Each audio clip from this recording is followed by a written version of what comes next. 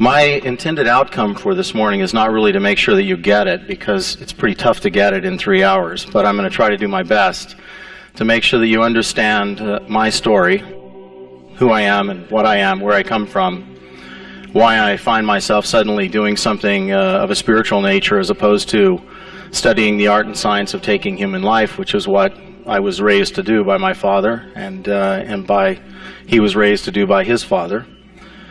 4 generations of career military officers, and now one stands here and says to you, I'm going to talk to you about spiritual journeys and about discoveries of life beyond the physical and those kinds of things, and we'll get to that. I would like to talk only for a couple of hours and try to give you as much time as I can for questions and answers, because that's really where the magic begins to happen, I think. Also, I know that there are some of you that will need to go at noon and we'll take a break so that you can leave, but I have agreed to stay longer so that you can ask more questions if you would like to.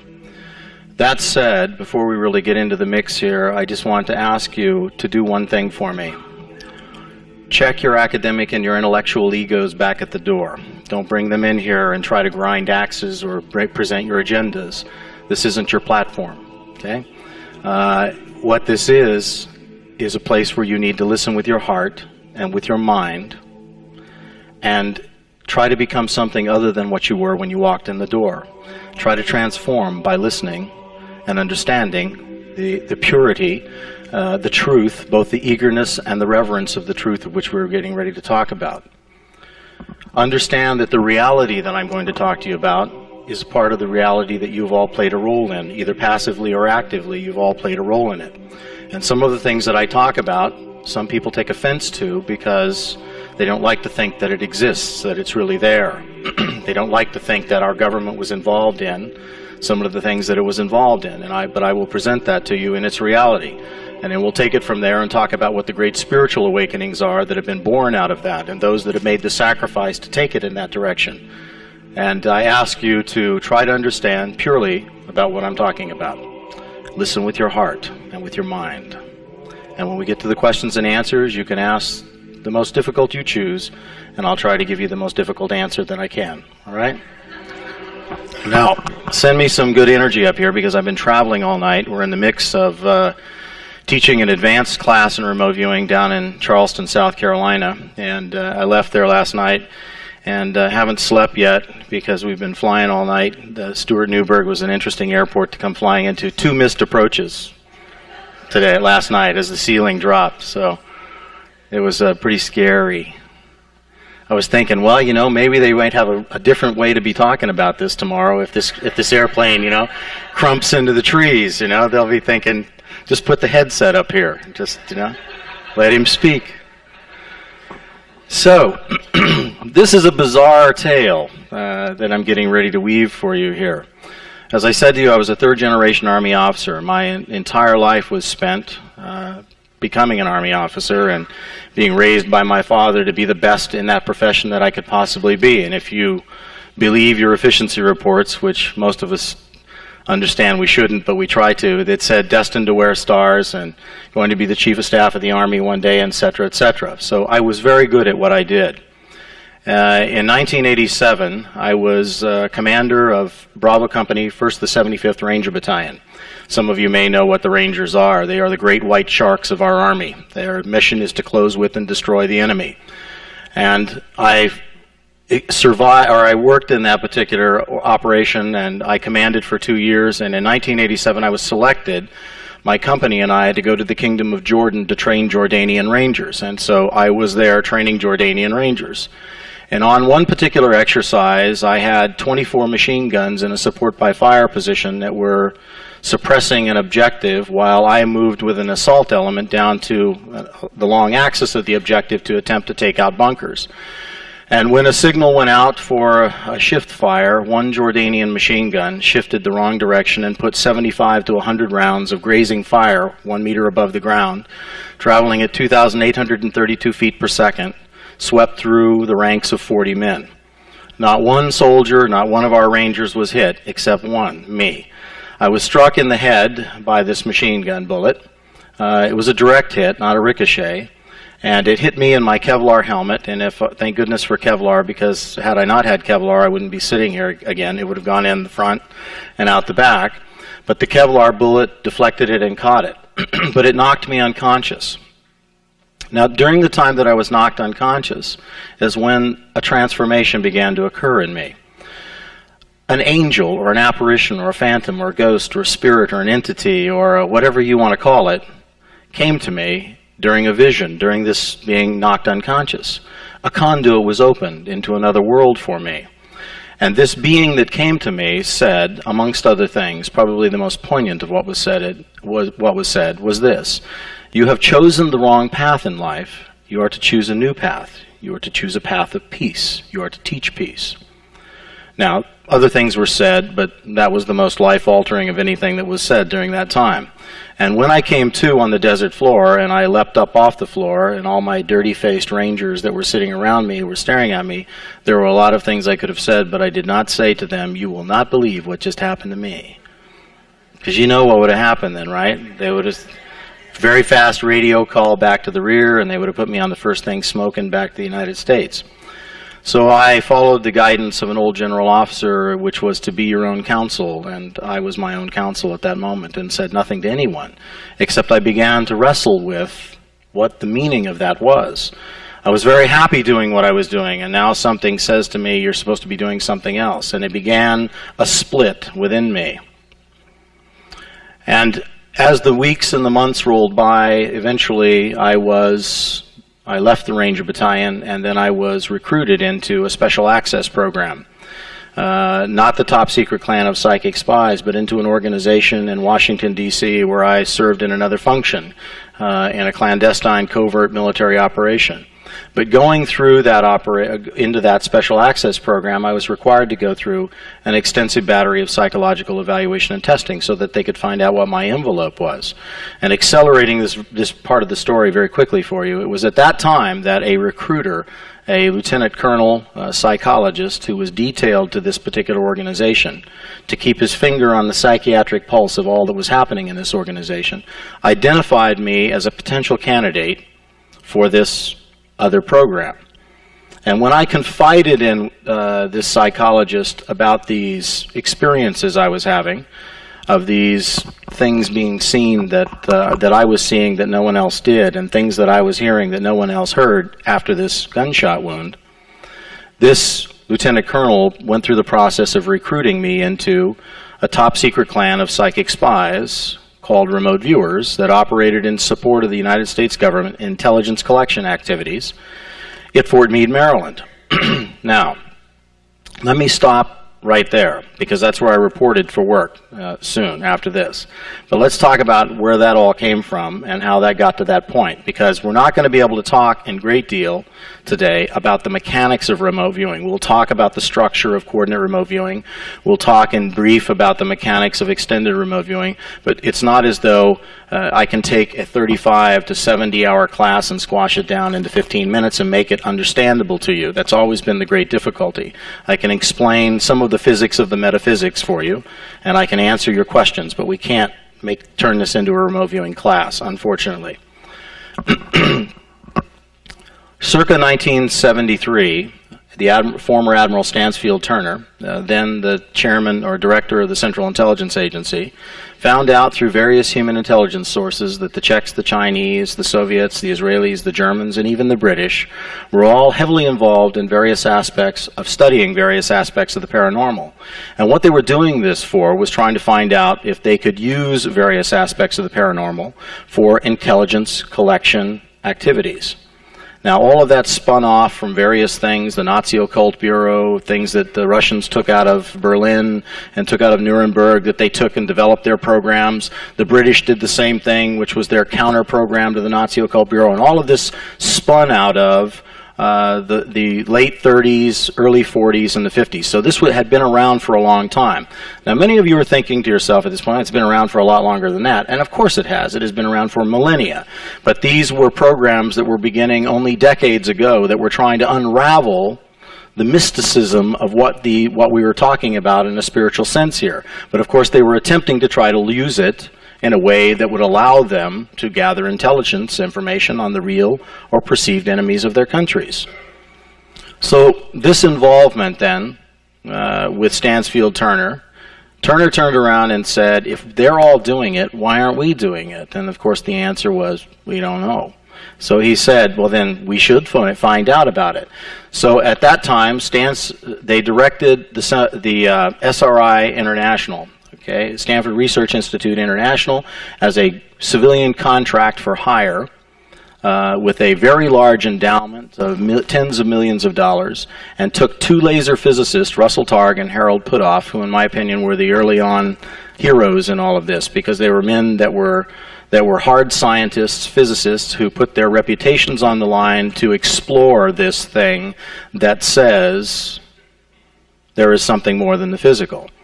You know, we all know that for all of our lives, we have all been told that there is not, or that if there is, that we are supposed to accept it on a basis of faith, and that goes contradictory to the very nature of who and what we are. You know, it is like being the early explorers, which is what we really are, as explorers. That's why you're here today, because you're explorers. 96% of the United States, of the population of the United States, believes in something more than the physical. 96% accept the reality, based on faith, that there is something more than the physical. You are here because you hope, you pray, you want, you wish, you desire to know that there is something more than the physical, right? Some of you believe that you do know that there is something more than the physical. But that's why all of that transpires. So these men were early on heroes, risking their reputations to say what the reason and rationalism of modern science, or to challenge the reason and rationalism of modern science, which says what? Like the old maps, you know, beyond this line lie dragons, right? And what they say, the reason and rationalism of science says, beyond here lie dragons, okay? Outside this, dragons dwell, okay? Stay here. Listen to what we tell you, okay? Listen to what we tell you and accept what we tell you, and you will be safe. Dragons won't get you. So, SRI goes through a series of testing and evaluation using tens of millions of our tax dollars, taking natural psychics that they brought in from all over the world and New York and other places, stood them on their heads, put them in metal boxes, sunk them in submarines, spun them around, put them in rooms with mirrors, did this, did that, did everything that you can classically call an examination from a scientific perspective of the paranormal. And they came up in 1978 with a protocol, a method, a structure that, in the words of Russell Targ, allowed us to take someone with the psychic ability of a bag of hammers and teach them to see distant in time and space. Yes, you guys stay with me now, okay? The psychic ability of a bag of hammers, which means you don't have to have some natural gift. You don't have to have natural conduits open into the unconscious. They can be developed. You came into this life with those conduits. You came into this life, as a Swedish pediatrician in class one day said, seeing perfectly. That's how you came here. You saw perfect. We've tried to explain the ability to learn to see with non-physical eyes and the coordinate remote viewing perspective as going through the development of physical eyes. That's how we tried to explain that. Trying to say that you begin by seeing nothing but dark swirling masses that later change into texture, later into contrast between light and dark, later into color, later into perspective, proportion, and so forth and so on, until you see perfectly like us, right? And the Swedish pediatrician said, no, we understand they see perfectly. That was his hand and arm signal, which I use so much now. They see perfectly. What do you mean they see perfectly? They see perfectly. No, not physically perfectly. They see, they feel, they understand, because the veil has not yet been closed behind them. Ah, now that began to make a little sense then. And so then what happens is, as they begin to develop their physical sight, we begin to teach them to see imperfectly again. We begin not to encourage the sight of perfectness, okay? Seeing things, feeling things, intuiting things, because that makes you odd in our culture. We began to squash it down until we could put them in a place where we made them see exactly as we wanted them to see. And they lost a remembrance of what they used to know before the veil was closed. Now, when this particular program was brought back again, their charge to the Central Intelligence Agency or by the Central Intelligence Agency, was to say, we want you to evaluate this. Get up, Mark. You've got to move the camera now. We want you to evaluate this. We want you to tell us, is it credible? Is it doable? Is it trainable? Can we identify the psychological profile on certain individuals to allow them to be capable of doing this? Is it a viable intelligence collection process? And can you explain to us how it works? Well, they came back with the protocol after 4 years of test and evaluation and said, yes, yes, yes, yes, yes, but no, we can't tell you how it works. Well, that, of course, is when, what? All the skeptics jump on and say, aha, beyond here lie dragons, we told you that. You cannot explain to us in a verse of science how it works, so therefore it cannot possibly work, right? These are the same individuals who will go to church on Sunday and sit in the pews and pray to something that they cannot see. They are skeptics. Okay? They are the same individuals who will read the Skeptical Inquirer by the light of the lamp that they turn on when they know fully well that there is not a physicist on the planet who can explain in anything other than theoretical terms how electricity travels down a wire. Yet they do not question it. They don't read by candlelight, do they? So they accept and embrace what is within their comfort zone, because the reason and rationalism of their science does not yet allow them to look out where you are looking right now and saying, beyond here may lie dragons, but I'm willing to sacrifice that to find out exactly what is out there, outside my skin. Targ and Puthoff did that, and they are very brave men for having done that. Because at the end of 4 years of exploration in this particular genre, you know what all of their colleagues would have wanted them to do, don't you? Say, there's nothing to it. We spent $50 million in 4 years and there's nothing to it. But instead they came and said, it's there. It's really there. So that began in 1978 then, the process of our government using this and farming it out into various parts of the intelligence world. Now when they did that, the program I was under the Directorate of Technology and Science of the Defense Intelligence Agency down in Bolling Air Force Base. And that unit had a very sordid past and a lot of people trying to kill it because of its controversial nature, but it was there. It was under the absolute direction of a man by the name of Dr. Jack Verona, who was another physicist and the chief scientist at the Defense Intelligence Agency. Kind of makes you start to wonder, huh? Here's this exploration outside the body happening, and here are all of these scientists and physicists under our government that are bringing this all in and watching it and farming it and using it. For the next 20 some odd years, this particular program existed under many different code names: Sunstreak, Stargate, Grill Flame, Center Lane, etc., etc. The one that I was part of was not the only one.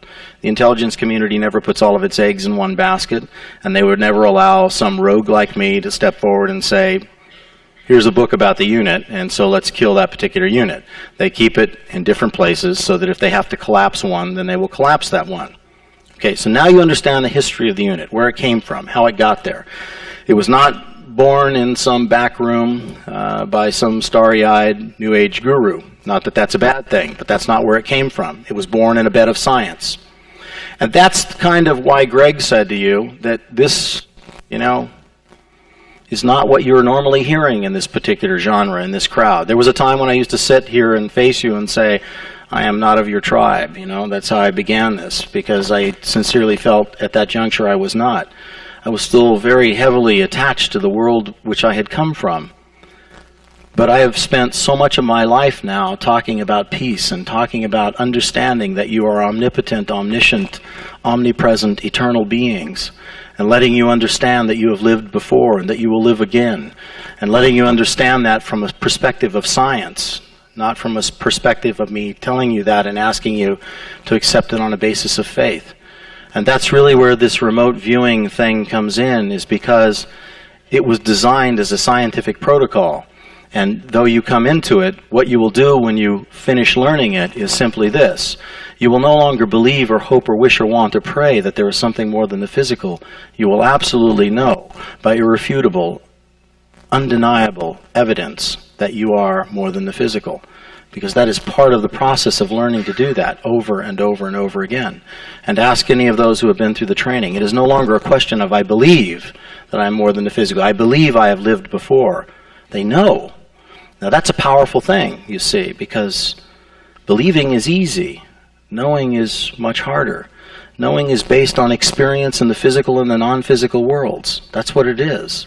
And so if you really want to know that, then you have to do something that allows you to have irrefutable, undeniable evidence that you have the ability to transcend time and space. And if you have the ability to transcend time and space, to see persons, places, or things remote in time and space, if that is there and presented to you, and you absolutely know at the individual level and at the collective level that you are capable of doing that, then how powerful do you become with that knowledge? Okay? It is magical transformation, psycho-spiritual transformation that gives you an awareness, a complete understanding and awareness of your relationship to self, of your relationship to others within the human society, the global society, your relationship to the universe, your relationship to the Matrix. And the Matrix is something we were using long before Keanu Reeves made that movie. The Matrix refers to all life everywhere. Transdimensional, omnidirectional, infinite in nature, all life. Now, when I was in this program, my transformation had only just begun with this apparition coming to me saying it was time to move to another life, to another path. What really began to happen was, in this organization, we began to see things differently, and a transformation began to occur within the individuals in the organization, which the government never counted on. You can take a group of people and you can train them to do something, and you can expect that their loyalties will continue to lie with, you know, the duty, the honor, and the country, and supporting the great lie. The great lie is that everything we do in the interest of the national security. So therefore, any means is justifiable by the end, right? Okay? That's the great lie. That's why you cannot pass judgment on those who live the great lie, because in their hearts, what they are doing is a service to you and a service to the country, when that is not always true. But this transformation began to slowly creep up on us, because we began to realize our mortality and our immortality all at the same time, in a very real way, every day, going to work every day, transcending time and space. The Department of Defense definition of what we were taught to do was this: it is the learned ability, implying that each of you has this within you. Each of you does. It's not unique to me. You don't have to get shot in the head, okay? You don't have to be a natural. You can learn to do this. The learned ability to transcend time and space, to view persons, places, or things remote in time and space, to gather and report intelligence information on the same. Now, take that outside the military context, apply what your personal mythology with that will be, with a spiritual meaning, a spiritual definition, apply a new origin to it, and think what you can do with it at that juncture. We still worked doing what we were doing, but our transformation began when we started being given targets that were asking us to look outside something other than a missile silo in the middle of Siberia. I had one occasion when I was in the unit. I had a very close friend by the name of Michael Foley. And Michael Foley was like a brother to me. And we served in Panama together, and I just remember, you know, Michael, when I would get on a helicopter after having been in the jungles forever on patrol, and this aircraft, this old Huey, would sit down on some grass-covered small landing zone, and I would jump on that thing, and here would be this guy turning around with his helmet on, looking back at me, and I must have smelled like a rug in the back of his craft, you know, and he would look back at me, and there was Michael's face, my brother, you know, hauling me back out again. And Michael went through some difficulty personally in his life and spiritually in his life, and he had an occasion where he was being deployed down into South America on a classified mission, and he called me up one night and said, "Dave, I need you to come over and watch the house, and I need you to take care of the dog," and that kind of stuff. And I was in a company command at the moment, and I just didn't want to have anything to do with it, and I was not a good friend. I was not a good brother at that moment. And I just told him he needed to find somebody else to do it. I wasn't going to have time to be able to do that for him. So he quietly hung the phone up, and it just troubled me in that exchange. And some days later, I heard in the operations center that there was some hoopla going on about an aircraft going down, and instantly I just sensed that had to be, that Michael was in trouble somewhere. The gist of this particular story was that this aircraft on a classified mission went down, and the last transmission in the aircraft was made by Michael Foley, a warrant officer pilot. He was there with a CW3, a chief warrant officer, the third level, Dave Suter, and a non-commissioned officer in the back monitoring the radio monitoring equipment. And Michael's last transmission was, "We have a problem, wait." And then the aircraft dropped into the jungle, triple canopy jungle in the mountains of Ecuador, and was never seen or heard from again. Literally just swallowed up, which is what happens down there. An aircraft will go in and it'll just disappear. 8 years later, I now am showing up for work in this remote viewing unit, this top secret clan of psychic spies. And as I'm going through this training and I am beginning to see more perfectly, as skeptical as any of you could possibly be, I had no background to support this, no lexicon to support it, and all of a sudden I'm being taught how to transcend time and space, to see things, persons, places, or things. So I have a meeting with the director of this particular organization, of which there are only 8 of us trained as viewers. And I'm still in my training process, and I meet with Fern Gavin, and Fern says, "Any needs? Anything you'd like to do?" "Well, yes," I say. "I would like to try to put this to an experiment. I would like to know if we could use this to go find Michael Foley." And he says, with a weird grin on his face, he gets up and walks over to a file safe, and when he goes to the file safe, he comes back with a stack of blue folders, all stamped top secret, and he sets them down and says, "Take a look at these."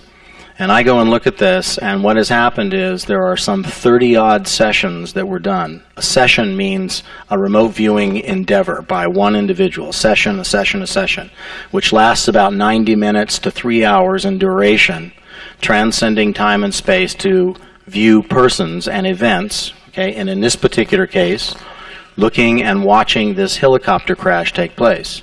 And each viewer that was doing this was describing in sequence how the aircraft went down, watching it collapse into the jungle, describing one by one each of the pilots as they died, and Michael died last.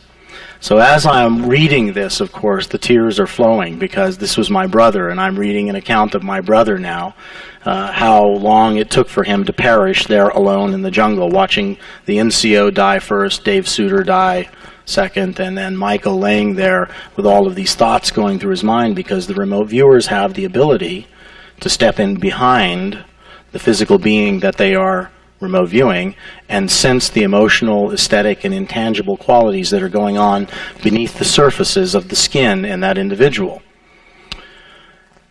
And Mel Riley, who was one of the other remote viewers and who was my mentor and my trainer, steps up. He is an old master sergeant, guzzling coffee that could take rust off metal, smoking cigarettes one right after the other, but an extremely spiritual man, looks down at me and says, "Would you like to say goodbye?" Because he worked those targets. His viewer number was there, because we were all referred to by numbers, not names. "Of course," I said. So I was taken over then and given an opportunity to go through the cool-down process. The cool-down process is where you are trained to go into an altered state of consciousness, to move from the beta wave state, where most of us are now, some of us are in alpha, but to move from the beta wave state down into alpha, okay, and then to descend from alpha down into theta, and operate as an extended remote viewer in theta, and operate as a coordinate remote viewer in alpha, because there's a different process in alpha. There's a kinesthetic activity called detecting and decoding that has to take place, a dance from the unconscious matrix to the conscious matrix, back to the unconscious, etc., etc. More on that later if you ask. And so I go over and begin this process, and I take the coordinates which are given to us, which are randomly assigned numbers representative of the concept of the target in the matrix of the collective unconscious. Don't try to think too much past that, it just hurts your head. And nobody really understands how or what it means anyway. We just know that we can establish an address based on a thought form or a concept of a target somewhere in the matrix of all creation, and that you can follow what is called a signal line, a hypothesized train of signals leading from that concept into that particular target, be it distant in time, be it distant in space, be it past time, future, or present, okay? And more on that and Dirac's delta function and those kinds of things later if we get into that. I found myself standing then at the edge of a jungle. Now, part of this is called analytical overlay, which means my conscious mind was at work packaging data that I was bringing in from the unconscious. So part of the picture I was creating, that's called analytical overlay. And you learn in the remote viewing process how to deal with that.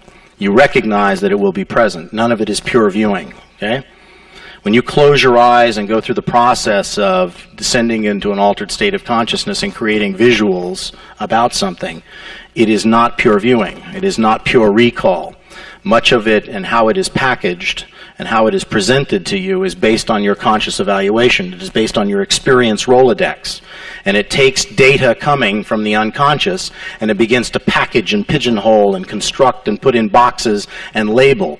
At the speed of thought, it does it. And it presents it to you and it says, this is what it was. So you learn to deal with that.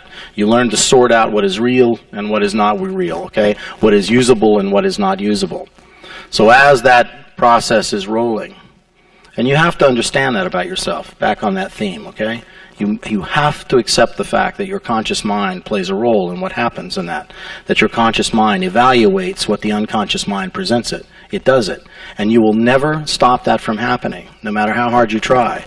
That would imply that you were trying to excise your imagination from yourself, okay? And that's impossible to do. You cannot stop imagining. Imagine stopping imagining, okay?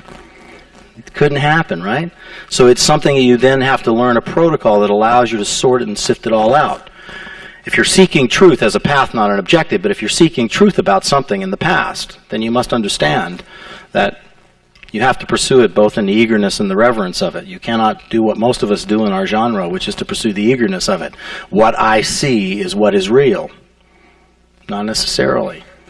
It does not mean that it didn't happen. It just means that how you're interpreting it is just like looking at a die when you throw it, you know? You see a different side every time, a different perspective. And those are the kinds of things you learn. The reality of seeing and decoding the data that comes to you from the unconscious. See, that unconscious aspect of yourself is that omnipotent, omniscient, omnipresent aspect of yourself. The conscious mind is that part which puts you here, balances checkbooks, and allows you to function and move through this physical three-dimensional existence that we find ourselves in right now. Being able to tap into the unconscious, that omnipresent, omniscient, eternal aspect of yourself, seeing across the spectrum of time and space, seeing where you have been, what you have done, and how you have done it, is you have to have a protocol that allows you to do that. And you must accept the fact that what you bring back into consciousness can be skewed, okay? Can be altered, can be changed by your conscious mind. That doesn't mean don't do it. It just means accept the reality of what the limitations are. Michael, I know you were waiting for me to get back there again. Michael steps out of the mist. And Michael explains to me what has happened to him. And Michael allows me to say goodbye to him. And Michael assures me that what I am seeing is real, and that Michael lives on, and that what I am seeing at this particular point is what in Dirac's delta function would be seen as an imprint, a burned energy imprint. All things are energy, and energy is all things. And what I'm experiencing there in the past is not some apparitional form of Michael that will be locked into this jungle scene for time and all eternity, but an imprint that is there, okay? That is what I'm able to go back and experience, and it will stay there. But Michael has gone on. And Michael will move on to another existence. And Michael assures me of that while I'm standing there. And in one great final coup de grace for me spiritually, Michael says, and tell Sharon it's okay to do what she's asking to do. Now, I had not at that point talked to Sharon Foley, Michael's wife, for 7 years. We talked to Sharon a year after the accident happened, and then Sharon went her separate way. And Sharon waited it all out, because if you have a soldier and you're married to and he disappears in the jungle somewhere, it's 7 years before they will finally declare him dead. For 7 years she stayed married to him, and for 7 years she hoped and prayed that some new evidence would come and that they might find him suffering from amnesia, wandering in some jungle hamlet down there, but they never did. So 7 years later they pronounced him dead. And when they pronounced him dead, then Sharon was thinking about remarrying, but I didn't know that. And my wife at the time, Debbie, did not know that either. And here Michael says to me, tell her it's okay. So, of course, we call Sharon up, right? And tell Sharon, you will not believe what has just happened. You know, I was easy at saying that at that point. You will not believe what has just happened. And I am, at this point, already going through my psycho-spiritual transformation to the point where I said, yes, I signed a secrecy oath, which said I will not divulge information about what I'm involved in, but when you start to understand what it means to see perfectly again, when the veil is becoming transparent behind you again, when you're able to understand the eternal nature of yourself anymore, what does it mean putting your signature on a piece of paper that says, I will not tell the world about what I'm experiencing here because I believe that this can benefit all of humankind? How can I rationalize and justify this being sequestered away as an intelligence collection tool or as a weapon of war when it should be something that's brought out for all humanity to experience, that they can know that they are eternal and omnipotent and omniscient. And you may think that you are right now. You may firmly be rooted in that belief structure that you are. And that's a good thing. But we spend a lot of time going to hospices all around the world because we want to talk and interview to people that are there. And you know what goes on in those hospices? You know what goes on there, but do you know what happens with people that are there? When you talk to them, when they finally get to the place where, first of all their personal affairs are in order. That's the big concern while they're there. They go there to die, so while they're there, when all of their personal affairs are in order, when they know that their family is going to be taken care of, their children, their husband or their wife, when they know all of that's done, the next thing is you ask them the question, what are you concerned about when this happens? Nothing, they'll say. God will be there for me. Jesus, or whomever they happen to believe in, will be there for me. I'm going to Valhalla, I'm going to paradise, I'm going to wherever I'm going. They all are firmly rooted in that belief structure. But as the days close, to that one final breath, as the days close, when you finally get there, if you stay there, and you're there as a friend asking the question, when you finally can get them to let go of the belief structure, the ego that's there, not to try to destroy it, but to say, what are you really thinking now? What are you really feeling right now? Right now, what are you really feeling?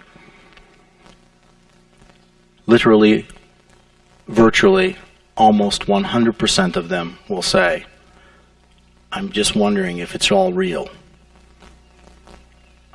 I'm just wondering if I've been a fool all these days. I'm just really wondering if somebody's going to meet me on the other side when I close my eyes finally. And that's the reality of that. They may tell you anything as you stand by their bedside. I'm okay. God, come and take me. Okay? But what's really going on in their heart is it real? Now, you can tell them all you want that it's real. They could have gone to whatever type of belief structure that they went to all the days of their lives, been a tithe payer, been, a Sunday school teacher, whatever it happens to be, whatever your belief structure happens to be. And all of those paths are good paths. I'm not attempting to impugn them or try to demean them at all. Not at all. We teach and we support all of the paths and the significance and importance of those paths. But if you could take those individuals, and we have, and put them through a series of protocols and exercises that show them irrefutably, undeniably, that they are more than the physical, and that they have lived before and that they will live again. And to watch the spirit, the countenance, the transformation blossom in them, That is a magnificent thing.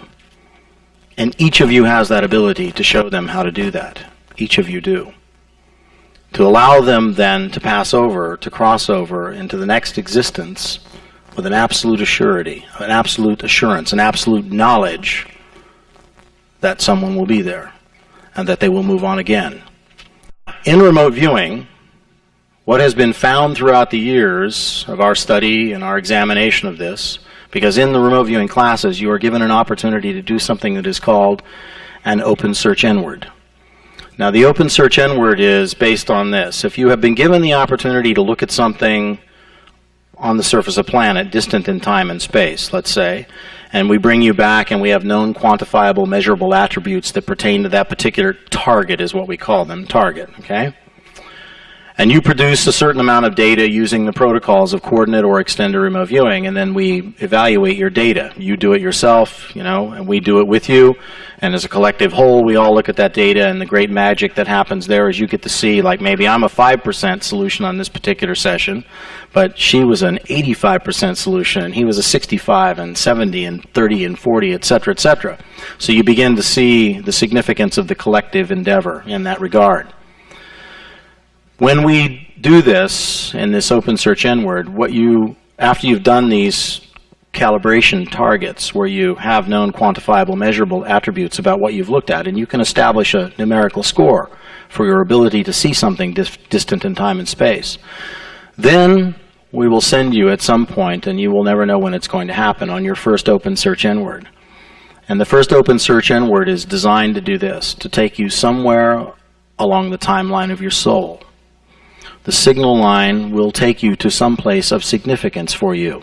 And using the same credible discipline of extracting and decoding data from the unconscious mind, of categorizing the analytical overlays, etc., moving through the two kinesthetic activities of this process, you will begin to unfold your next life, your past life, and the past life, and the past life, and the past life.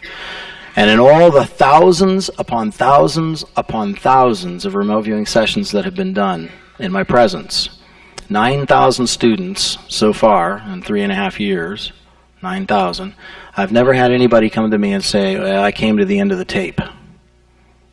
You know? Because you have lived eternally. And we don't have a projector here, but if we could show this to you, we present, you know, entry and exit points along a timeline for you, not in linear formation, but in 4 categories, four ladders, if you will. And we show an entry into, based on our research, an entry into the physical dimension, wherever that may have been, and then an exit back into the matrix, a re-entry into another existence, and an exit back into the matrix, and a re-entry, etc. And we've shown it based on the sketches provided by remote viewers, and it looks like a ladder. And so we know that it goes infinitely vertically and infinitely this direction, and we know that the ladder reaches around and ties itself. Now, I hope you're following me visually with this, but that then means that you have, if you went straight rung to rung, you would go around, but what happens is it's a helix and it twists. And so what happens is you're actually climbing or descending in this ladder. Now, we had this all splayed out one time, and we were giving a presentation, and a couple of Harvard medical researchers and a dream researcher were looking at it, and they said, you know, one raises their hand and said, well, that looks remarkably like DNA, you know, the way that's broken down there, because we had these gatherings, which means that essentially this. We all find ourselves gathered together here in this physical three-dimensional existence where we are now. Well, when we pass from this existence, what we will find is that we will not all be together. We will be in different positions, in different places. Not that one is an established hierarchy, that one's better than the other, but that they are an eternal progression to go to the next, to the next, to the next existence. And what the research from remote viewing has found is simply this. We did not always wear these skins, okay? And you will not always wear this skin again. God only knows what you'll have, you know, the next place, and where you will have in the other place. And that, I know, goes counter to what many of the traditional Eastern philosophies regarding reincarnation talk about. And again, it is be open, okay, to what our belief structures for you. Be open to another approach to this, and be open to the exploration and the possibility of that, because thousands have made that discovery, that they have lived before in other forms, and that they are living again, will live again in other forms. But when these Harvard medical researchers looked at this and said, two of them together sitting in shorts and sandals, you know, in a tropical environment where we were, said, that looks like DNA. The response from one of the assistant instructors was to say, yeah, but the DNA only has 2 helix. And if you're anything into biochemistry, you understand that it's 2 helix. And any chemist will stand up and fight you to the death on the fact that DNA, if you know anything about it, cannot have anything more than a double helix, right? Any biochemists in here? They're like, no, we'll wait till he makes his point, and then we'll raise our hand. We'll surface later. But then one of the researchers says, but, you know, are you familiar with phantom DNA? Are you familiar with phantom DNA? Anybody? There has been discovery made that there is a 3rd helix in DNA. Oops. And there is research and more information available that they believe that they will find somewhere within the next 24, 48 months, a 4th helix in DNA. Now, that changes the whole imprint of what we believe we are and where we came from and everything else. That changes it all. Now, most that are involved in that, you know, when you talk to the normal mainstream reason and rationalism of science, will vehemently oppose that. But you must take that into consideration and understand that if you talk to most physicists today, unless they are involved in new physics or quantum physics, most of them will still believe that their science is based on a series of absolutes. And any new physicist will tell you that that's not the way it is at all, that it is all based on a series of approximations, that it's approximate rules, and that it is changing every day, the laws of physics, constantly changing every day. Now that's being open to the possibility that what you think you know is not necessarily all that there is to know. And that is really what allows us then to go to the edge of the map, right? To that place where the line was drawn that says, beyond here lie dragons. That's really the magic. But there are those among us, bless them, you know, that never would have crossed that line on the map, who would have stepped back and said, it is flat, it is absolute. Do not go there. You will be consumed. You will fall off the edge into eternal whatever. Okay? 5 years ago, there was no edge to the known universe. Now they're mapping it, saying, hey, we think it looks kind of like this, and there's an edge here. Think about what that means. If there's an edge to it, then what's it in? And then what's that in? You know? And then what's that in? And so forth and so on. So the science, the reason and rationalism of science is changing every minute, every second of every day. And what's happening is this split between science and spirituality is beginning to do this again. Okay? It's starting to come together. That's a cool thing. That's a really cool thing. But it must come together in a guided way. Global consciousness must raise. We must understand. We must know that we are eternal, omnipotent, omniscient beings. We must know that we have a responsibility here. We must know that, not believe it, wish it, or want it. That's weakness, okay? That's weakness. You must know it. You must involve yourselves in it. You must experience it and know it, because then when you do, the frequency with which you will vibrate this planet will be incomprehensible. And you will change our warring ways, and you will bring science and spirit together in a way that will be guided and directed and assisted, because if you do not, it will run the risk. Look around you now. Science and spirit on one plane is gathering together. Again, it's beginning to reach out and touch and lace itself together. If it is not guided and directed, what's going to happen to it? What's the largest industry on the planet? The industry of death. It is a $1.3 trillion industry and rising. In the century we just left, 185 million innocent men, women, and children perished at the hands of war and war makers. That did not include soldiers, sailors, airmen, and Marines. They had their own death toll. 185 million mothers who never will be. great doctors who never will be, great poets, great artists, okay, who never will be, great writers who never will be. The cure for cancer may have perished in the last century, okay? So, what does all of this mean, and what do you do when you wrap it all up? You say simply this: I can stand before you and say that I don't believe that I've lived before. I can stand before you and say that I know that I have lived before.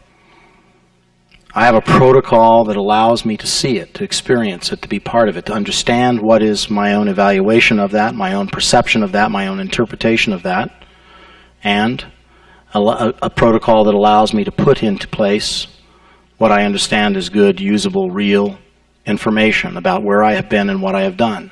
And what has that done for me?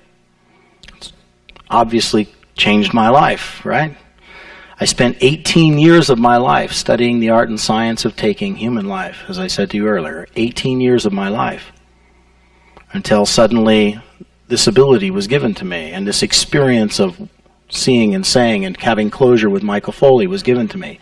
And my calling and election at that juncture was made clear because of the experience of what I was doing.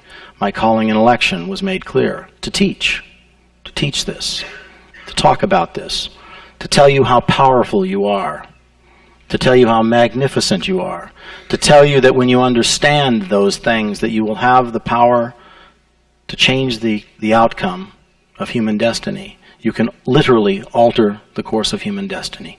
You do not need to accept it on the path that it is currently on. Science and spirit are coming together, as we said, but something's wrong. Something's amiss. Something is not pulling in the right direction. Spirit is weakening. It is not intensifying. If it were intensifying to the level that we wanted it to intensify, then there would be a sympathetic resonance there. The industry of death would be turning around in a new direction, and it's not. It's only becoming more precise. It's only being able to kill on a greater scale with more precision, if it can. And the desire to use weapons of war is increasing. It's not decreasing. It's not going away. It continues to increase exponentially. And it's a frightening thing. You are great explorers. You are great seekers. You are here because you want to know. So know. Know that you are eternal. Know that you are powerful. Do whatever it takes, whatever path you have to follow that empowers you with the knowledge that you are those things, not the belief. The knowledge, and then do what you can do to change the outcome of human destiny. Okay? Now, I'm going to turn it over to questions, because now you know where I am, where I'm coming from, and what I'm doing. And every question you ask me, don't think the lecture is over, because those that know me and have heard me before, you'll ask me a question and I'll go off on a tangent with it, and it'll get us where we need to be. Psychic warrior, and I was wondering, is there any way that a person can protect themselves from unwanted intrusions? Intrusion, yeah. Everybody's got that? Everybody heard the question? The answer to the question is yes. In coordinate remote viewing, I can't take a drink right now because I got to talk, but if I take a drink, I am always destroying the Omega microphones. You know, one year I took a drink and dipped the mic in the hot coffee. And the next year I did something else where I drank water and poured it in the microphone, so I'll just stay away from it. In coordinate remote viewing, the need to try to shield yourself in some way from some unwanted intrusion is not a requirement, because you're only dealing in an alpha wave state. In an alpha wave state, you are still consciously aware of what's going around you, what is going on around you. You are dealing in the kinesthetic activity of detecting and decoding in the unconscious. In the unconscious, you are detecting data using the protocols taught in coordinate remote viewing, and then you are decoding the data using the protocols taught into the structure of the coordinate remote viewing session. So this dance is going on back and forth constantly, and because the dance is going on back and forth constantly, you really have no time where you are completely open, bare, and naked to what is out there beyond the physical. Okay? So if it has to have an opening, okay? And it's energy, and it has to have an opening. And you don't give it that opening. You're moving back and forth in the dance, okay? And then afterwards, you are doing a session summary, and then you are grounding again, okay? And before you begin the process again. In extended remote viewing, which is an advanced form of the phenomenon, in extended remote viewing, you are in target contact for an extended period of time, out to about 90 minutes to 3 hours. In that process, you are taught several mechanisms that allow you to use energy. Energy is all things, and all things are energy, okay? Use energy to reflect other energies, and that is taught to you. And there are people that do it every day when they get up in the morning or before they get up, and at night before they go to sleep. And there are people that push it out to put it around their home and protect themselves or protect their families and those kinds of things. So it's all there. You're taught how to do it, and it is possible, and you can use it. Energy opposes energy. You can do it that way. It is not a blend, okay? One can overpower the other. One can reflect the other. One can cause the other to sympathetically resonate, okay? It's all works in the physics of the metaphysics in that respect, okay? But one question. If somebody else has another question, if somebody else has a question, jump on it. Yes. I don't mean I don't want to be rude. I just want to give everybody an opportunity. When you talked about the open remote viewing that you had your students do, and that they would go back in previous lives, but that those previous lives were not necessarily with a human skin, but in other forms. Could you be more specific about those other forms? Well, if I do, then I'm going to sound more like a sci-fi guy to you, and so it'd be like an explanation of X-Files here. But it's just the great reality that's come to the students is, and I've had a whole lot of psychotherapists and past life regressionists and engineers and physicists and doctors, and I mean some of our student base comes from science you wouldn't even believe. The director, the commander of the Royal Norwegian Naval Academy, you know, the vice chairman of Bofors, and then a whole host of other people in metaphysical disciplines and those kinds of things. So we have this great, you know, wide spectrum of people who come in who, you know, want this because of the science of it, and then as well as the spiritual aspect of it. But the students, the great surprise to them, it was not a surprise to me, but a great surprise to them has been this unraveling of existences that were not in human form, but yet they see where they start trying to take the experience of being in a not human form, in another realm, in another dimension, in another world, in another civilization, existing in that way, and where they start to take, the conscious mind starts to look at that, and it looks at, based on what you've read, what you've watched on television, the movies you've seen, etc., etc., everything you know in your experience Rolodex, okay?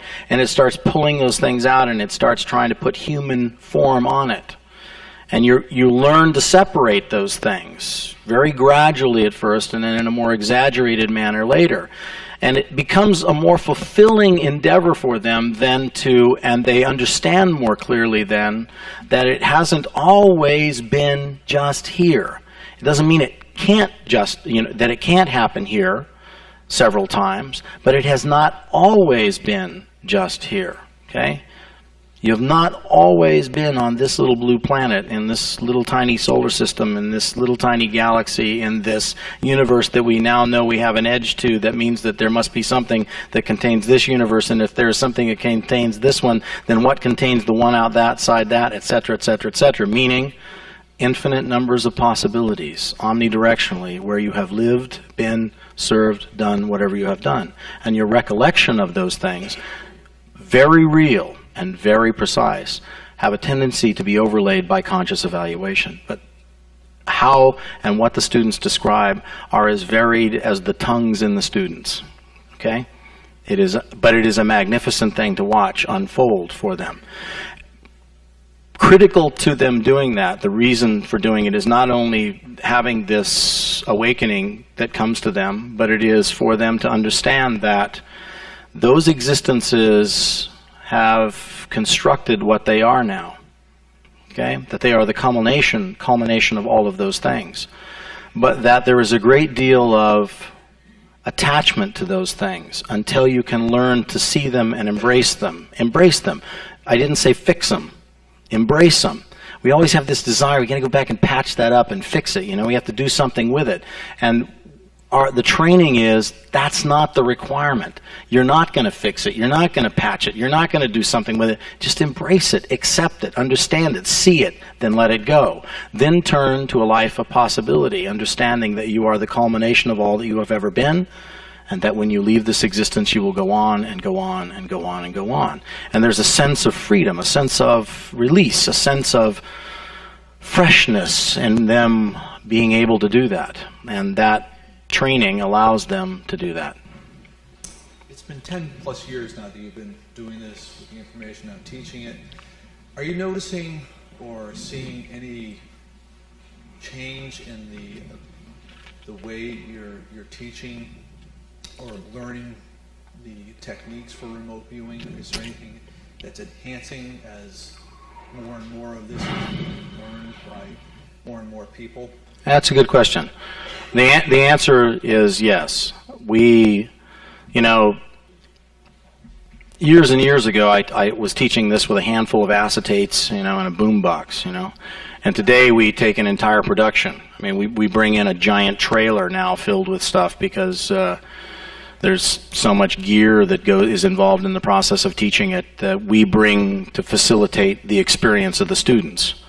And that involves, you know, video feedback of your targets, and it involves, you know, different methods of bringing you into an altered state of consciousness and different things for you to practice opening up and that kind of stuff. So the presentation is much more state-of-the-art now than it ever was in the past. Now, that doesn't mean that it could not be taught with a handful of acetates and a boombox again, you know. It could be. And the boombox is used to play the cool-down CD, which takes you into the altered state of consciousness, okay, which is what we present to you in lieu of anything else that you might have available. Because remember, we teach to a broad spectrum of humanity, and they are not all meditators. And some people walk in and have never once closed their eyes and tried to see what was there in the darkness of their unconscious mind. So we provide that for them. The rate at which students are learning is perfect into Sheldrake's concepts of, you know, the morphic resonance and those kinds of things, because you are learning in 3 days what took us 18 months to be capable of doing. Remote viewers in now 3 to 6 to 7 days are far greater remote viewers than any of us who ever went through the protocols years ago. Why?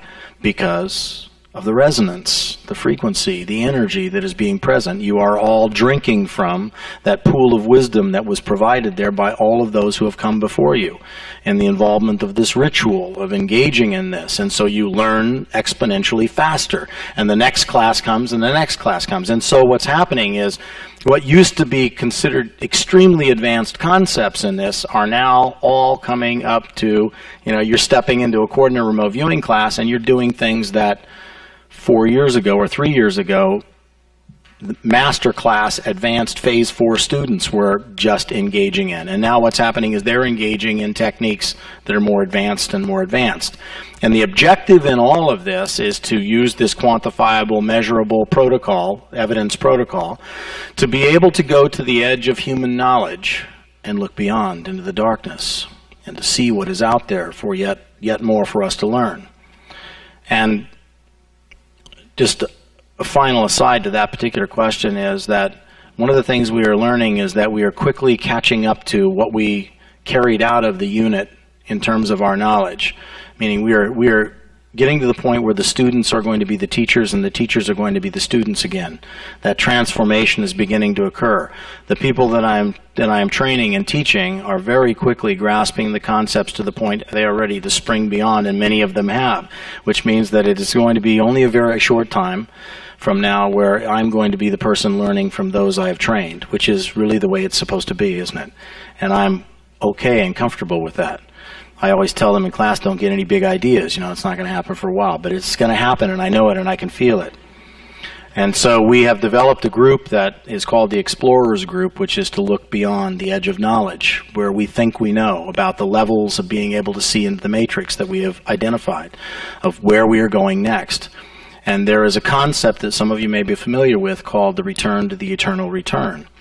And in talking about the destiny of souls and living lives before, one of the things that has been very interesting but yet not yet fully understood in the exploration of this phenomenon through remote viewing was this, that we believe now, based on what we have stumbled upon in open search outward, shotgun blasts into the matrix, the kinds of targets that viewers have found and that we have established as places of learning, have slowly become known to us as cosmological breadcrumbs that we have left for ourselves in an effort to find our way back to where we came, from where we came. And that is a very bizarre yet a wonderful experience to see each of these advanced groups coming to closure with that and understanding that each of these things are placed there for us, oddly, we believe. We don't know, but we believe, to teach us something that will allow us to progress to the next level, and then we will learn and allow us to progress to the next level, etc. Finding our way back to something in the return to the eternal return. Okay? Next question. Yes.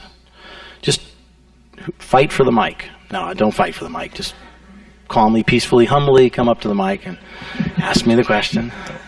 In your book, there's a couple points I had questions about. One was, I guess you had been given points and you landed in the ocean, but you didn't know it was the ocean. Yeah. And afterwards, Mel said to you that there was water on the floor. And then there was a point when Kathleen was in the desert and was rushed to the hospital because she was dehydrated. And yet, when the part of you that is viewing, you said that part can go through buildings and go through people. So I don't understand. Okay, I can answer that for you.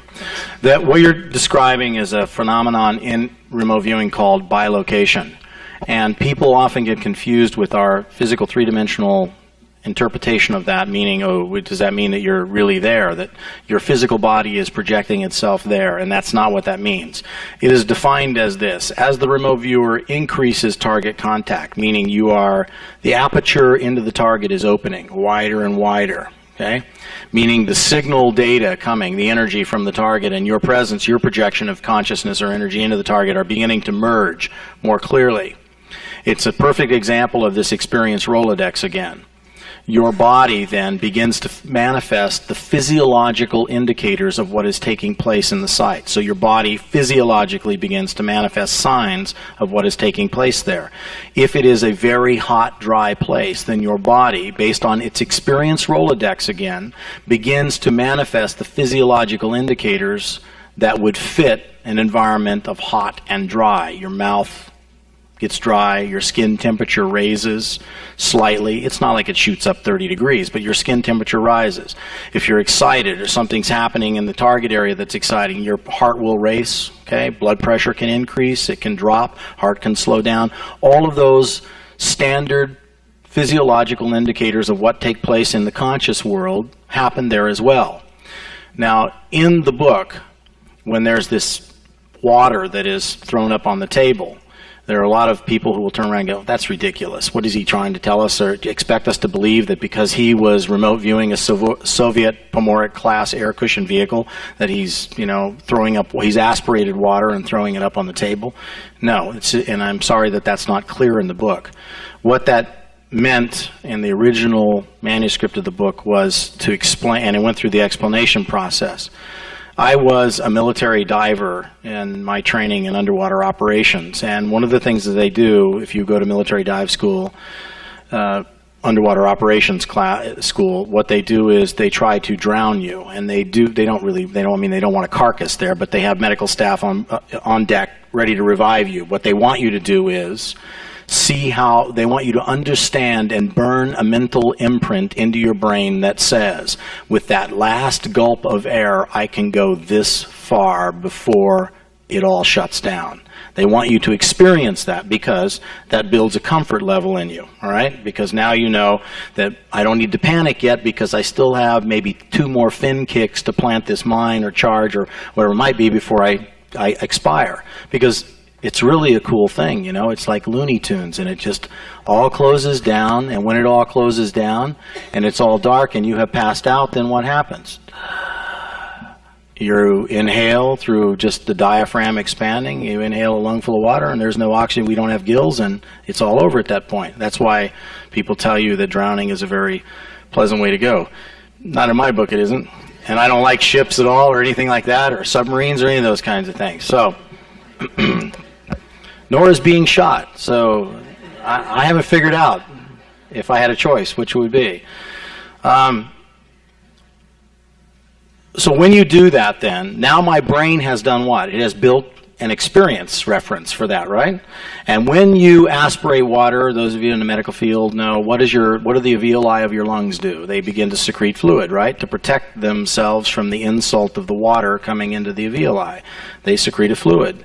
And it was that fluid, as I began to experience the pressure, the temperature, the difficulty in breathing, and the difficulty in moving at that depth of looking and being in the water, as I was increasing target contact and awareness, what happened was my brain started saying, I remember this, I remember what that feels like, and so it began secreting fluid over a period of time to protect itself. Now here's another example of that, and that's what got spit up. And here's another example.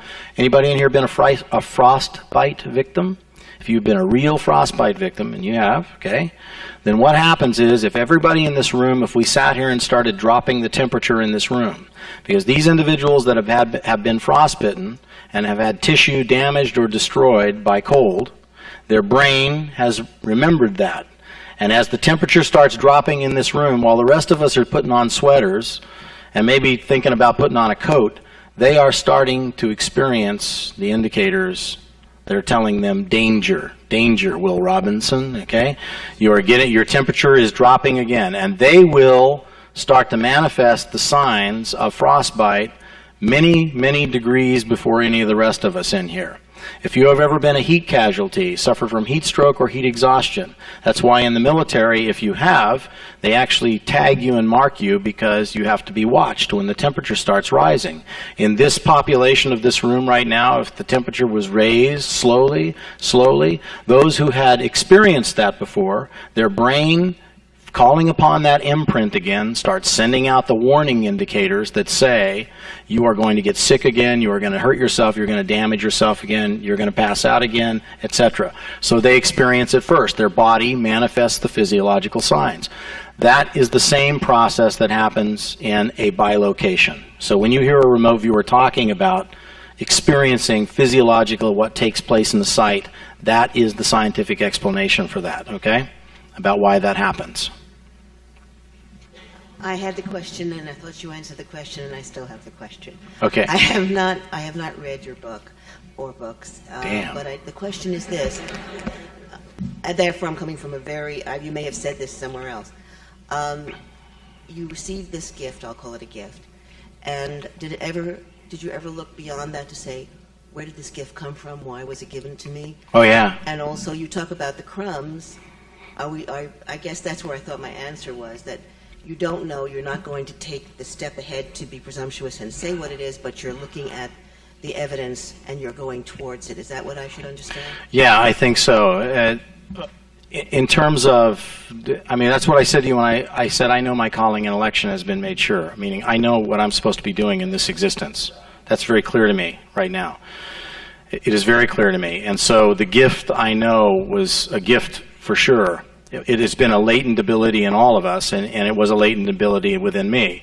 And all that has happened is the gift was, here is the opening, here is what the protocol is, and here is now what you're supposed to do with it. You're supposed to teach it. And so that is not for me to tell you. That is for you to find out, okay? The question is, where does the gift come from? You see, we all want that, don't we? Morehouse, throw up the menu. Fast food, spirituality. It comes from, okay? That's for you to find out. And you know why it is for you to find out? Because if I tell you, then it will either become a belief structure for you or it will not. The great disappointment of the Matrix is this. Here we are. We come into this existence. We are birthed into this physical, three-dimensional world. And there are a series of filters that are established for us. Most of you that have studied this know this. Some of them are around 3 to 5 years of age, 10 to 12, and like 19 to 23 years of age. There are filters that are established for us. There's all sorts of other ones laced in there, but there are 3 main ones that are right there. And here's what happens as we stand in the herd. Someone steps outside of the herd, colored solid blue, okay? Walks over and looks into the matrix, peers back into outside of the unconsciousness of consciousness, all right? Peers outside the unconsciousness of consciousness and looks into the matrix and sees 50 pieces of an infinite number of pieces of reality and understanding, okay? And then comes back and says, or they say over here, I see what I see. They come back over here now and they say to you, here's what I see. And then a group of you steps over here and comes behind me and says, we believe what you see, okay? Then somebody else over here in red comes over outside the unconsciousness of consciousness and looks into the matrix. I see what I see. I got 62 pieces.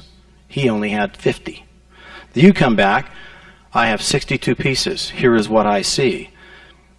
Bunch of you come behind the lady in red. We believe what she sees, okay?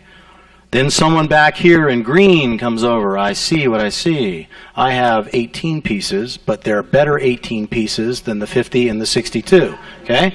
They come back. Here's what I see. Everyone else joins with them. They're right. Those 18 pieces are better than the other 50 and the other 62. Then what happens? She looks at me and says, he has more people than me. Let us mass an army and kill him and all of his people, and then we can get more of the others, because the blue will not be there now. And we can take what remnants of blue there are and put them over here in red, right? And that is how that works. Until you come to the understanding that everything you believe up to this point in time, and this is a hard thing to swallow, but everything you believe up to this point in time has been based upon your acceptance of someone else's interpretation. What they have written, what they have said, what they believe. You have accepted it. I believe it. Now, if you want to know truth in its eagerness and its reverence, truth is the aristocracy of spirituality. It has two things, eagerness and reverence. We pursue the eagerness of truth all the time. Somebody says something, this is what I see, we say, that's true. I believe that is true, I pursue that. The reverence of that says, where did it come from, as the question was asked? What does it mean? Why is this person giving it to me? Etc., etc. So I will always say to you, if you want to know if there was a God, if you want to know if you have lived before, if you want to know that, then go beyond the structure of belief. Go beyond someone else telling you that. Go to a place using whatever it is, whatever path you choose to go. Go to a place that begins and shows you irrefutably, undeniably that you are. And then make your own exploration, inward and outward, to find truth for yourself and accept your definition of the truth, devoid of someone else's interpretation, filter, perspective, or idea about what the truth ought to be. And you can do that. Okay? I have a lot of questions, but I'll try and limit. You only get one. I know.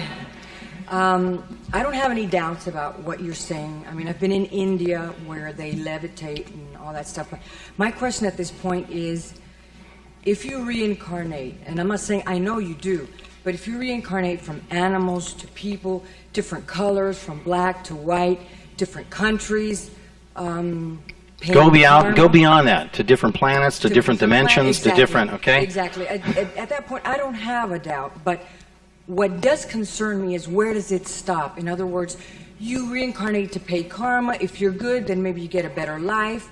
But you don't, remember now, wait a minute, wait. Time out. You just said something that was based on a belief structure, reincarnate to pay karma. Now, I'm really into the karma thing. I know that that works, okay? I know that that works. But that's not all you're in it for. But do you reincarnate over and over and over to become illuminated, to become a master, and then watch down on the people that commit? That's a really cool thing. Let's go to the metaphor. What I'm saying? Where does it end? And then the second thing, and most important, I guess, to everybody at this point is, like, if I take your course and I develop a mental development, how do I guarantee that I can take this to another lifetime, so that when I go to another lifetime, I can avoid a lot of... We give you a certificate of training that you can use anywhere. Just present it, okay? That's the best question I've ever had. Okay. So you exceeded my RAM, and I lost the first question, but I wanted to answer the first question. The other one was so choice. See, I did not encode that question, so I forgot it. I did not. It was what again? No, you guys all missed it. It was much better than that. I didn't. What was it? Master looking down. See why differences are so unique to us? Was that the question? Master looking down and difference. What? Ask the question again. The first one. I'll bet you don't remember it, do you? Okay, ask it. Ask it again. Just the first one, not the second one. Okay, my first question is, if you reincarnate and reincarnate over and over again, where does it end? In other words, at the end of the line of many reincarnate, do I become illuminated and a master, or there we what's go. The purpose of? Stop. Okay, otherwise I'll forget it again. Where does it all end? Well, I told you already that nobody has come to me and said, I saw the finish line, okay? Where I'm going to break the tape and then it's all over with, right? And then somebody goes, take a lounge chair and watch the rest of the finishers, right? You are on an eternal path towards wisdom, okay? We exist in a realm of belief structure until we experience in the physical and the non-physical, which then gives us knowledge. And as we gain knowledge, then we pursue understanding to take us into a realm of wisdom, okay? There's that old Zen saying, you know what that one is, right? That when a man gains knowledge, he becomes a sage, and when the sage gains understanding, he becomes an ordinary man again, right? So you are on an eternal quest for wisdom. There is no finish line, not that I've seen.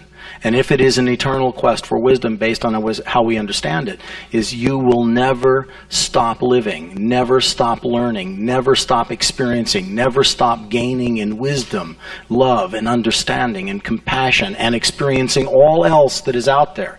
And what we must come to grips with here and now is that we cannot keep thinking, although it is our nature to do it, that all of what is to be experienced out there fits within the realm of our spectrum of awareness right now. And I know most of you don't believe that, or don't know that, or don't accept just that. There is love out there that goes beyond our explanation of love. There is compassion, there is hatred, there is evil, there is goodness, there is light, there is darkness. It goes beyond anything that we have an ability to explain. If we could go on a scale from 1 to 10, it stops at 10, and then we have no more language or understanding of what we can experience out there, and then it goes beyond. But it's there. So don't ever start thinking or wishing or wanting for the finish to be there, because it will not be there. Now, there was another point I wanted to make, but I'm getting long on this answer. So, it will not end for you. Eternal means eternal. Okay? It means eternal. I have never, ever seen it end. Well, that kind of goes to the metaphor of the mountain then, which path is the best path? Because, in the metaphor of the mountain, there's that foothills mechanism that most of us adhere to, which is, I run to this path, and on this path it says, follow this path to the summit, because at the summit here lies enlightenment, right? And empowerment, empowerment, eternal, it's there. You'll get it. You'll know it all when you get there. And so here is that path. But then I walk a little bit further around the mountain, and I see another path, and that path says, no, don't take that path, take this path, because this path is paved, okay? No stubbing of toes here, this is all paved. And then you walk over to the next path, and it says, no, not that path, it's paved, but it doesn't have any steps or stairs, and when it gets really steep, you can slide backwards, because it rolls under your feet, so take this path, because it has steps. You go to the next one, and it says, we have the best, we have an escalator, okay? So we're powered, and we will power you to the place of empowerment. And you'll come to another one, and it'll say, no, take this one, because we have an elevator, direct, straight, vertical, no, parallel, no sideways stuff for us, straight up. And the idea is that one would think, what? If you could get to the top, then that would be the perfect place to decide which path was the right path, right? Okay? Because if you were on the top, you could look down and see which one was the straight shot to the top. And then you could say, okay, now I will teach what the straight shot to the top is. Correct? Yeah, logically, right? So then what happens is this. When you get to the summit, what do you find? Another summit. And when you get to the top of that summit, what do you find? Another summit, and another summit, and another summit, and another summit. Okay? On an eternal path towards wisdom. You have lived eternally before, you are eternal now, and you will live again. Okay? Next question. How do you take my certificate, graduation certificate? We've worked it out. We have a physicist that's one of our students. We have a physicist along those lines, a physicist by the name of Kurt, who's was once a metallurgist for Bofors, a weapons lab. And Kurt now, you know, through his understanding of remote viewing and what it has opened him to again, now speaks of metal in terms of the consciousness of metal and the unconsciousness of metal and the spirit of metal and those kinds of things. You can imagine what kind of a pariah he became around the coffee pot in his office when he started talking about those kinds of things, right? But Kurt now has developed a mechanism that has two opposing rams with about a 9-inch throw, and these two opposing rams strike metal so hard that it knocks it, in Kurt's words, unconscious, which means that it becomes something other than what it was, which means it becomes fluid. And for about 2 to 3 microseconds, it is fluid, which means then it can be poured or it can drop into a forge, into a die, right? Which means it can be cold forged, because then in 3 microseconds it shakes it off and gains consciousness again, you know? So people in class have always come up and said, yeah, well, what are the moral implications of smacking metal so hard that you knock its spirit unconscious, you know? And Kurt has said, I asked the metal and it said, it's okay. Okay? So we have asked, and you can take the certificate with you. You want to really hear a really cool story about my dad, though? My father was the son of a 20-year career Army officer. My grandfather fought in World War I, my father fought in World War II and in Korea. In Korea, my father was a maintenance warrant officer, and a tank that was under his purview through a track and was in a depression, and the North Koreans were lobbing mortar shells at this tank. And they were going long and going short, which is called bracketing, and they were eventually going to cut the distance down to where they got right into the depression where this tank was, because see, when it went long, then the explosions were protected by being in the depression. But if they got on target and did a little fire for effect right there in the depression, well, then they could kill the tank and kill the people that were in the tank or around the tank trying to repair it. So my father, also being a man who's crossed that line many times between bravery and stupidity, got in his quarter-ton vehicle with his driver and rushed forward to this tank, which was not behind enemy lines, but was there and needed to help these guys put this track on. And my father was helping to put the track on when a mortar shell landed within about 10 meters of the tank and exploded and blew my father under the tank, wounded my father's driver, and killed 2 crew members on the tank that were up above where the blast caught them and the shrapnel caught them and killed them. Now, that was not a story I ever heard until 1994, when I tendered my resignation to Major General Mike Steele for the good of the service, and ended 18 years of service to the United States government and 3 generations of service. Now 4. My son is a military policeman. Some example I was, huh? I'm standing there with my resignation and my attorney and my mom and my dad. You know, my parents are very small, and my father's Italian and my mother is German, and they're standing there. And my father starts crying, and I have never seen my father weep. Never. He has never wept. My father was the meanest man on the planet. And I mean it. The meanest man on the planet. And he's now weeping.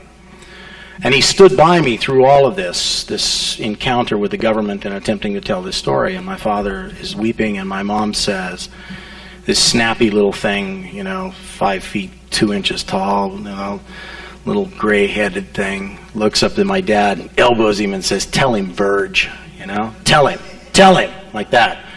So my father wipes away the tears, and he recounts this story that I just shared with you.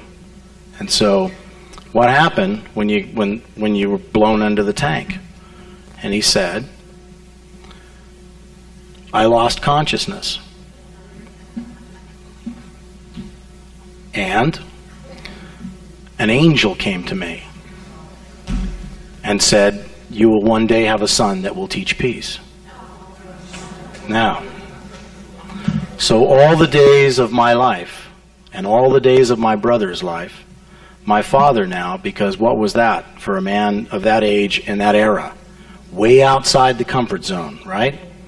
So he spent all the days of his life trying to prove the vision that he had wrong, which is why he was the meanest bastard on the planet, because what he was making sure was that he created 2 little army officers that would go on to do, because that would have made sure that what happened to him was just, the concussion of the shell, and that it was not something of truth that came to him outside the physical world, which he accepted as his one and only reality. Do you understand that?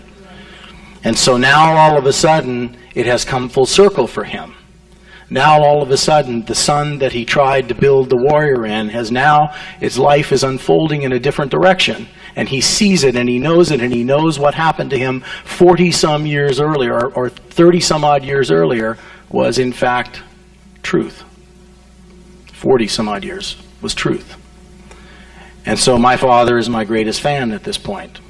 And he comes to seminars and does other things to tell that story and to be there with people, because he now understands that he is eternal.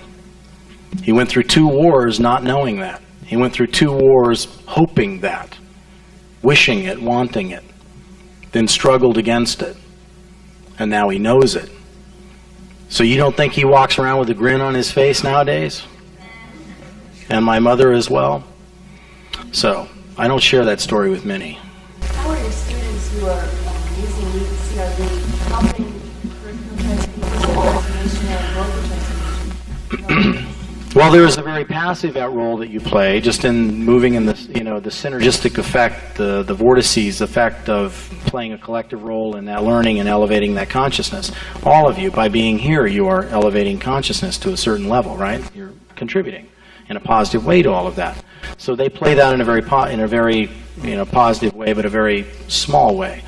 Then others of them, because they're constantly challenged to redefine what their personal mythology will be, means, what are you going to do with this? In the Explorers group, which is the advanced group, that some in the class here have been through that, in this lecture have been through that, will meet once a year. By design, they will meet once a year. Part of what they will do when they get there to that class is they will give an accounting to the rest of their peers of what they have done. What have I done this year? Okay? To decrease fear, to decrease hatred, to increase love, to increase compassion, to increase this, to take away from that and diminish that. What have I done in my life to make a difference? I have an accountability, I have a responsibility, and I will share that with my peers, what I have done. Okay? And that will be that process, to allow them to further define their mythology. There are other people that just come out of the class, and as the awakening occurs, change their life, transform their life altogether. I mean, some get out of bad relationships and get into good ones, and some quit jobs and go to other jobs, and some explode out of everything for a while and kind of hang there, deciding where I will go next, understanding that the truth of the matrix will show me what I'm supposed to do, and then I'll go do that. Some have decided they will work with the youth of this planet because the millennial generation is still without a cause, although they know that it is there for them. Ask them. They all know that they are significant in the global societal evolutionary process. They know they are significant. Our children's children, most of us in here of that age, our children's children will be those who bring us back out of whatever ash there is from the destructive phase of global societal evolution. That destructive phase will occur. It may be that long, or it may be that long. It depends on us. We're setting the stage for that, but they will be, the millennial generation will bring us from that, okay? They will bring us out of it. We have a tremendous responsibility to secure a place for them in their ability to see perfectly, to know they are eternal, to know the power and the magnificence that they carry with them into this existence. If we don't, we do them the greatest disservice that we could have ever done to them, which is to leave them lost in the unconsciousness of consciousness, to find their way in darkness, in the darkness of the physical three-dimensional world, with no knowledge of the eternal nature of themselves, other than something we feed to them from a spoon and from a book that says, believe it because I do. Give them the power that is theirs to know that they are eternal, to know it. And you must start by knowing it yourself. Okay? Now, I have gone to 12 noon, so as I promised, I am going to release you, and we'll take a 15-minute break. And those who want, before you go though, and those that want to come back, I'll stay here and entertain more questions for maybe another hour. So thank you very much for your time.